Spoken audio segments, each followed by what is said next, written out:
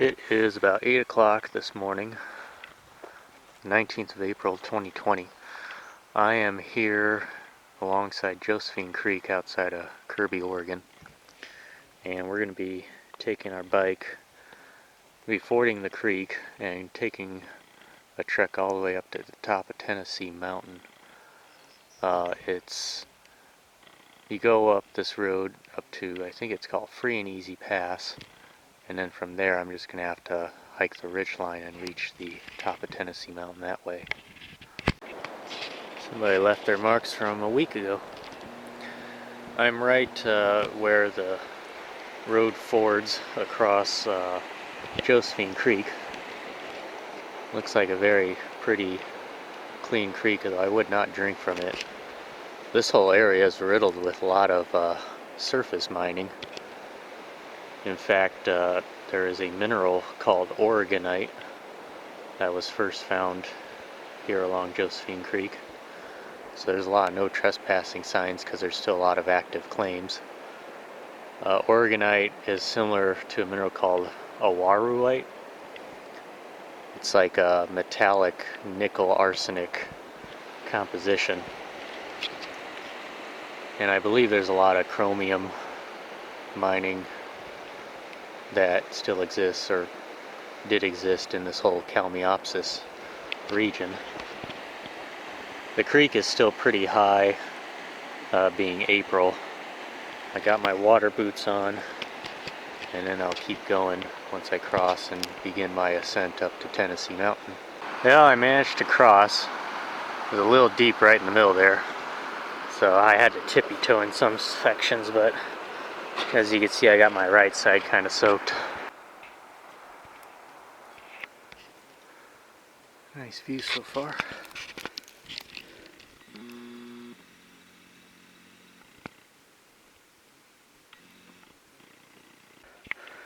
The whole way up has pretty much been the same, but I'm here now at the top of Free and Easy Pass.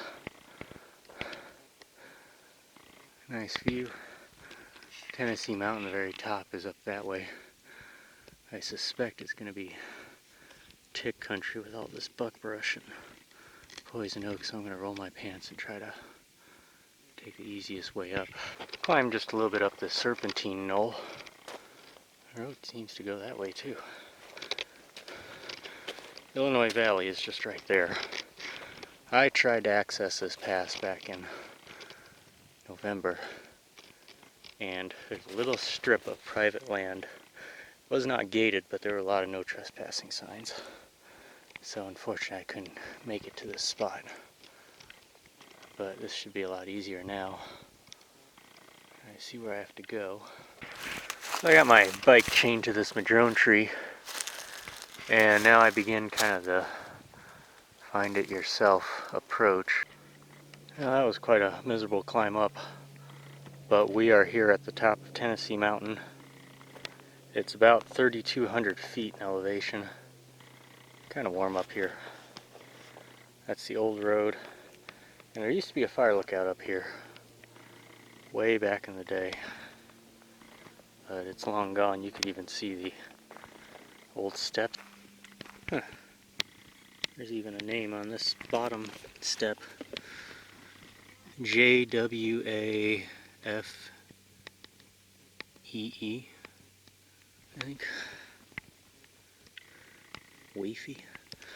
Oh wait, no, there's another letter. Well, somebody, it's like 6 letters, but I can't even tell what the last 3 are. EED or something.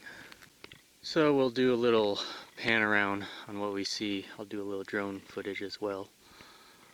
This is looking into the heart of the Kalmiopsis. Well, actually most of it is on the other side of this higher ridge. You can see the road there that leads you to the trailhead for Babyfoot Lake. I remember going to that before the Biscuit Fire. It wasn't all charred up like it is now.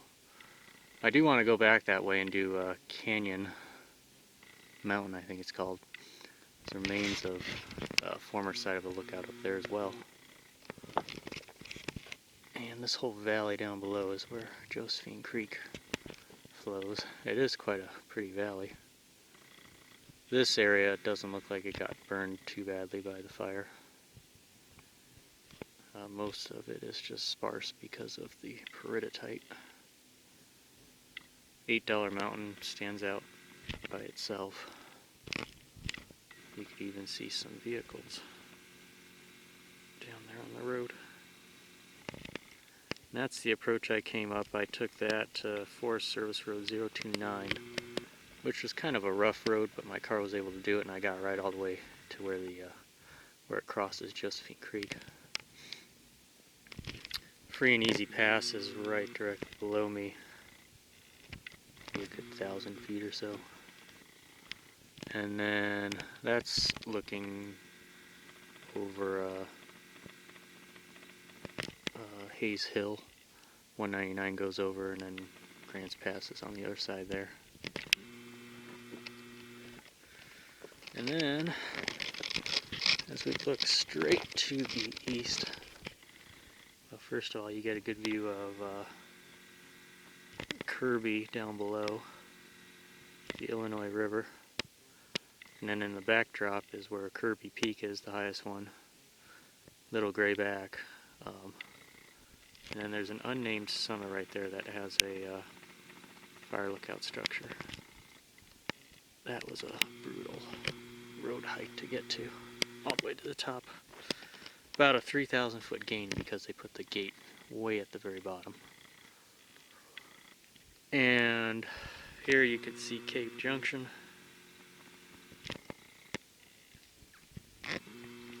And in the backdrop is, of course, Grayback Mountain. All the high peaks, kind of near Oregon Caves, is located.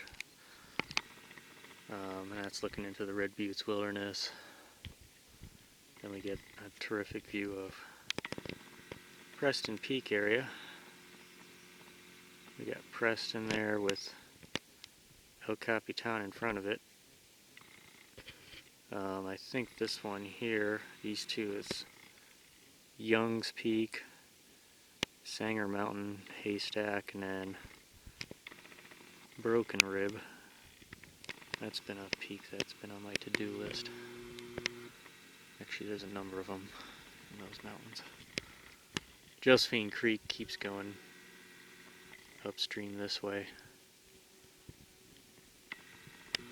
And then it's really kind of hard to see to the west, but you got the whole higher ridge line leading up again to where Canyon Peak and Babyfoot Lake is.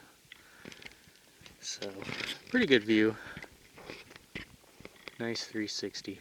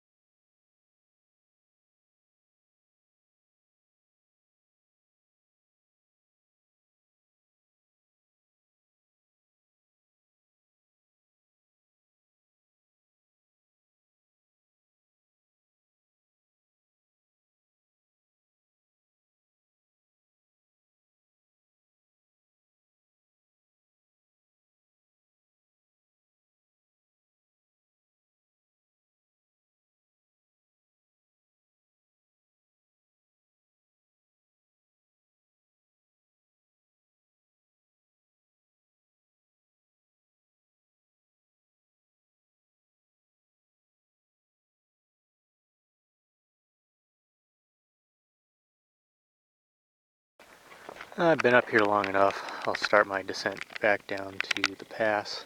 I'm descending down the north side where somebody has really cleared a nice path. Old pathway through here. And it looks like it keeps going down.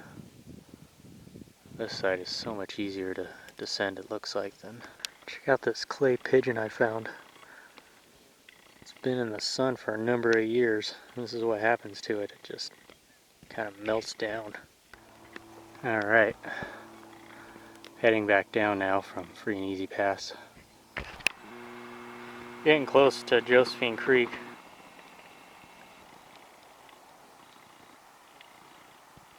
Huh. I don't know what that is. Yeah, here we are back at Josephine Creek.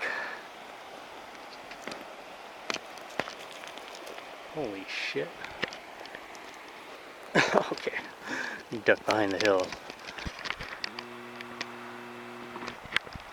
Alright, I'm behind a tree. I'm just kind of getting this on camera. So you don't see this every day. Well, maybe you do here in the Illinois Valley. It's kind of rednecky a little bit.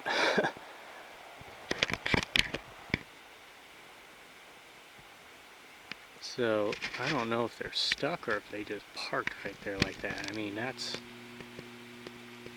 gotta be about 2 feet of water.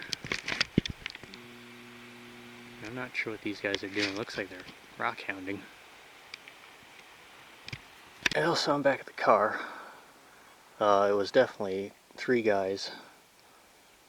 3 stoners, I should add. But they were, just kind of, 2 of them were sifting through the rocks. Well, one of them definitely was kind of tossing rocks around with a bucket. The other one was just kind of by his car having a smoke. And then the other guy who was sitting in his vehicle in the middle of the creek was just kind of sitting there. And I don't think any of them seemed concerned whatsoever that they were in 2.5 feet of water. I forded the creek.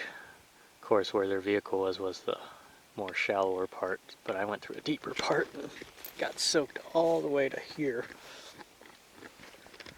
But that's alright. At least it cools me off.